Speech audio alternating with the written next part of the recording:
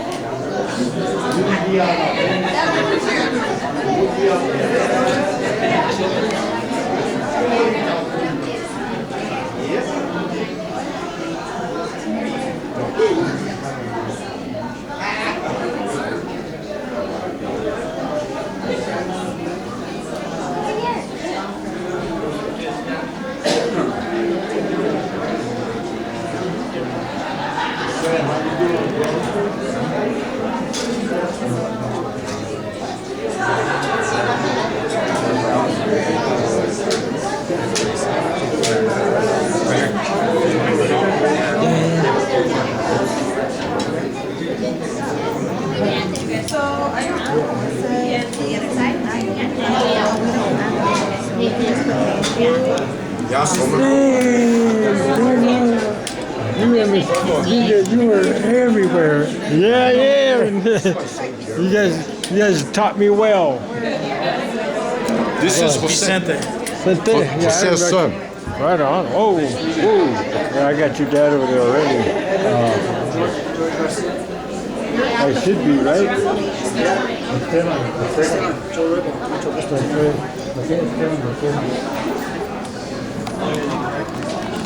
About this exhibit and its importance to the state of Colorado. And this exhibit is important to the state of Colorado, but what I want us to remember is Movimento and its importance to the state of Colorado, because it was and it continues to be and it will forever be important to the state of Colorado.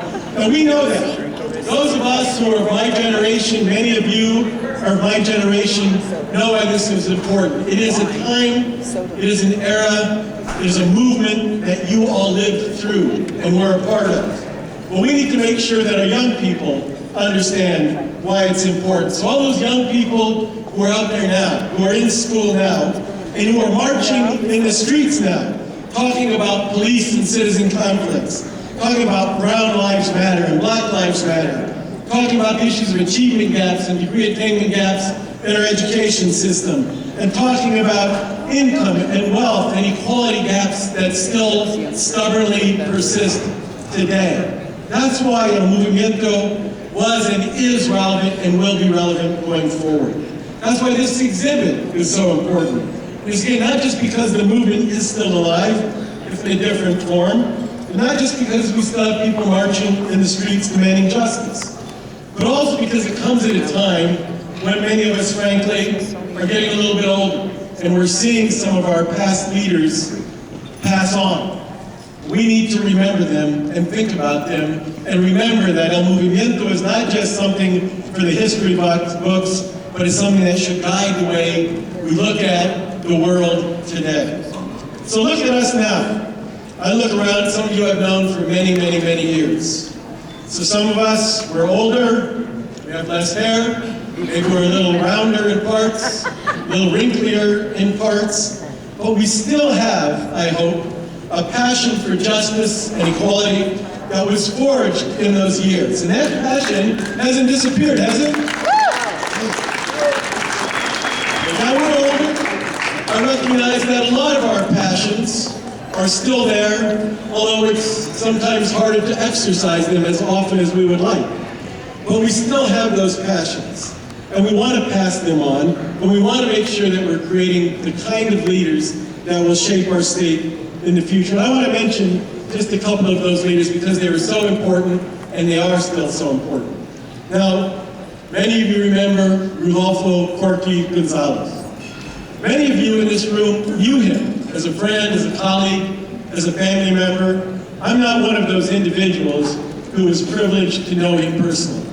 But like a lot of other students in the 70s and the early 70s, in my first Chicano history class at CU Boulder, I remember reading that poem, Yo Soy Joaquin, that really helped so many of us define our place in our world.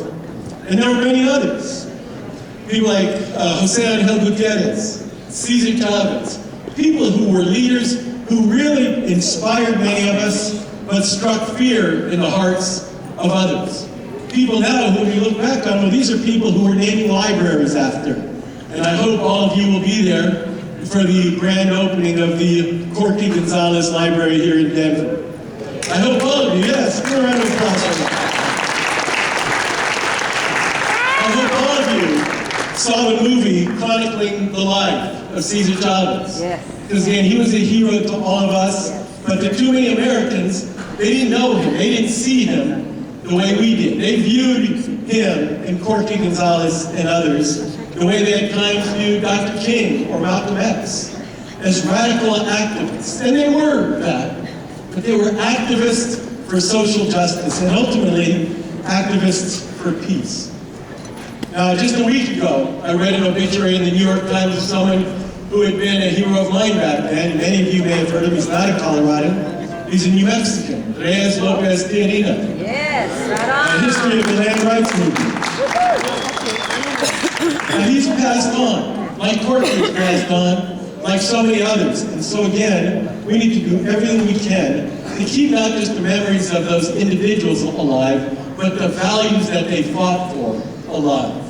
We know that Colorado was built. Those people who know history, the people who visit this museum, know Colorado has a Hispanic or Latino past.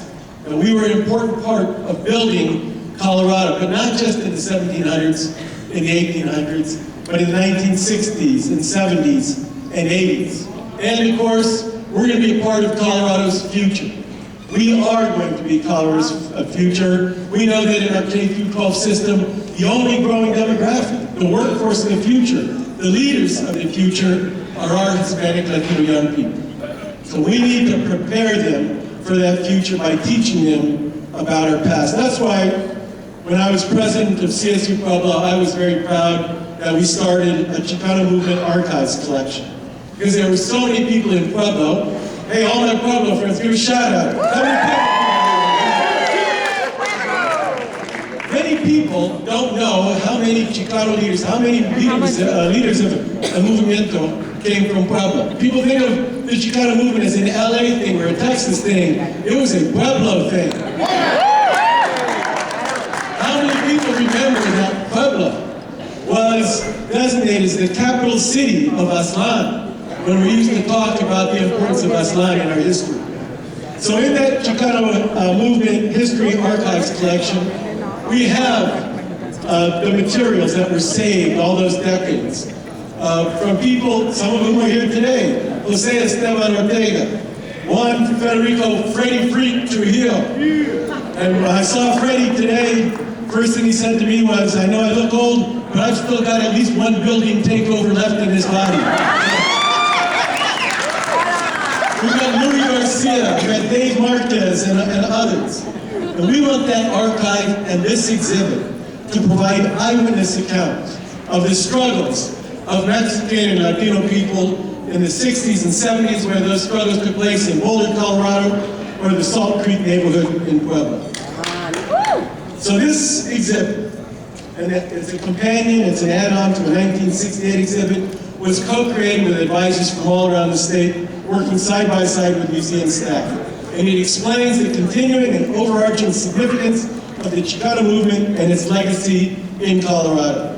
The exhibit also presents how the Chicano movement organized and galvanized and trained a new generation of activists and leaders and brought a variety of issues important not just to the Mexicano community, but to our broader community, to the forefront and to the national stage. So some of the goals of this exhibit, including helping others understand the roots of Chicano nationalism and cultural identity, and illuminates distinct aspects of the movement: the loss of ancestral lands, the exploitation of farm workers, voting rights, urban issues, educational disparities. And it delineates the diversity of the Chicano movement, not really through issues, but through geography and through demographics. So these exhibits, the archive collection at CSU Pueblo, are crucial to our understanding of the history of the Chicano movement, but also, as I said, vital to our future. By examining the struggles and the victories of the past, we better understand our present circumstances and identify what work is left to be done today and how we can accomplish that work. Many of you, again, were activists and are activists. Many of you are educators and are educators. Many of you are leaders and are leaders. Some of you, like me, ended up as politicians, and who knows whether that's good or bad. But we know that we have a lot of work to accomplish, and we can only accomplish it if we work together, if we build on the struggles and learn from the struggles of the past. And so again, I just want to thank History Colorado, all the people involved in making this exhibit possible, for their work, for their leadership, for their recognition of the importance of the Latino community, of the movement to the entire state of Colorado, to our country, and the importance of sharing, passing on those ideas and that legacy to our young people. Thank you for being here. Enjoy the exhibit. We want you to sing along with them as they play. When they conclude, they will sing De Colores, and we will process with them into the auditorium where you can partake in the party and celebration. Ladies and gentlemen, La Familia Coca.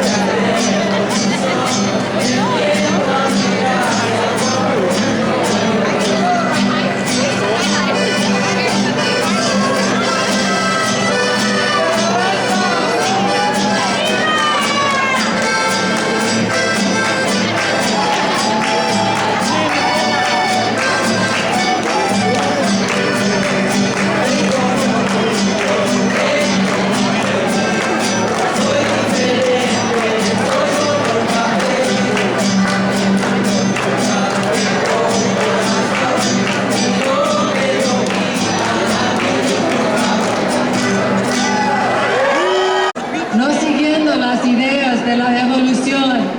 Sin el nada podemos hacer. ¡Que viva mi linda raza! ¡Que viva!